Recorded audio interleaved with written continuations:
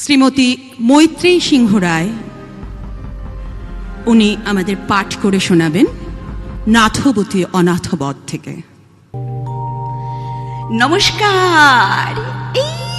ছি ছি ছি ছি ছি ছি ছি পেন্নাম পেন্নাম পেন্নাম গড় হয়ে পেন্নাম করে গো বাবু মশাইরা।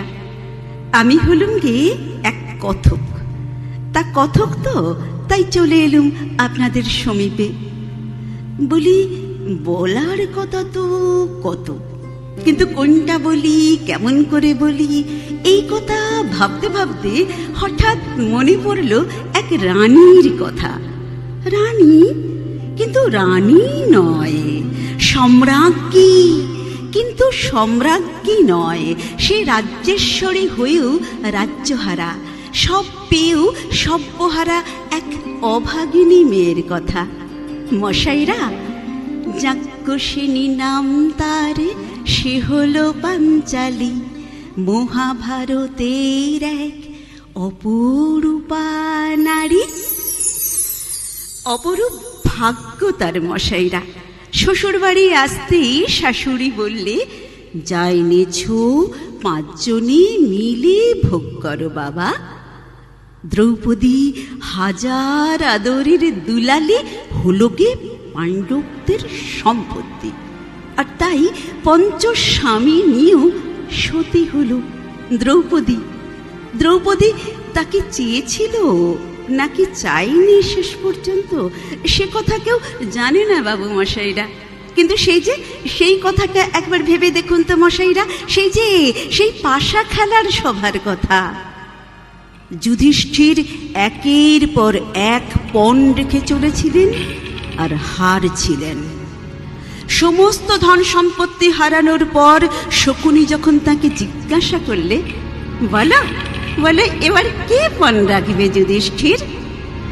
যুধিষ্ঠির বললেন, আমি নিজে। তখন শকুনি বললে, আবার খেলা হোক।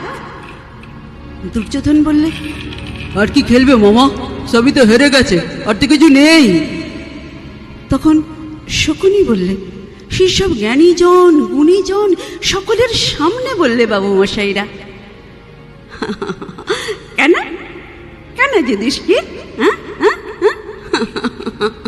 তোমার প্রিয়া পাঞ্চালী তো এখনো বিজিত হননি, সে তাঁকে পণ রেখে নিজেকে মুক্ত করো। সেই তাঁকে পণ রাখো।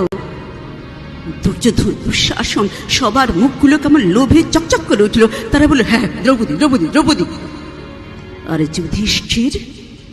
যুধিষ্ঠির বললেন, যিনি কৃষা নন, যিনি খর্বা নন, সেই অতীব সুন্দরী প্রিয়ংবদা দ্রৌপদীকে তিনি পণ রাখলেন। যুধিষ্ঠির বললেন এই কথা। ধম্মের পুত্র যুধিষ্ঠির তখন আর কিচ্ছু বিচার করলেন না বাবু মশাইরা।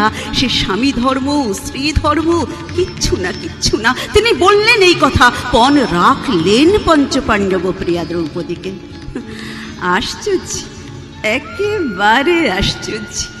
কি অভাগিনী মেয়ে বলুন তো এই পাঞ্চালী, কি অভাগিনী মেয়ে। ওই দান পড়েছে, শকুনি জিতেছে। ছি ছি ছি ছি ছি, ওকে নির্দয় উল্লাস সভায় দুর্যোধন দুঃশাসন কর্ণ সবার মুখে ওকে নিষ্ঠুর লালসা। ওদিকে বিজিত পাণ্ডব সব চুপ করে বসে, আর এই যে সব গুণীজন দেখে তারা সব বাক্যহারা।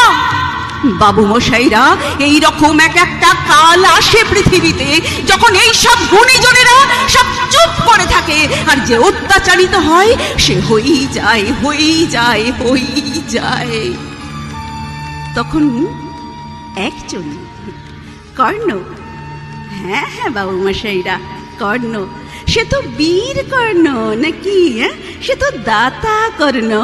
আমাদের আধুনিক কালের ভাষায় সেই ভাগ্য নিপীড়িত মহাবীর কর্ণ।